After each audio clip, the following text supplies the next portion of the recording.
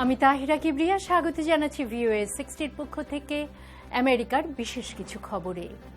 যুক্তরাষ্ট্রের পররাষ্ট্রমন্ত্রী John Kerry টেলিভিশনে দেওয়া এক সাক্ষাৎকারে বলেন, সম্প্রতি ঘটে যাওয়া দক্ষিণ কোরিয়ার নেতা কিম জং উনের ফুপার মৃত্যুদণ্ড যেন অশনির সংকেত। এই ঘটনা এটাই প্রমাণ করে যে কোরিয়া উপদ্বীপকে পারমাণবিক অস্ত্রমুক্ত করা প্রয়োজন। কিম জং উনের ফুপা জং সং থাইককে সামরিক ট্রাইব্যুনালে বিচারের পর বৃহস্পতিবার তার মৃত্যুদণ্ড কার্যকর করা হয়।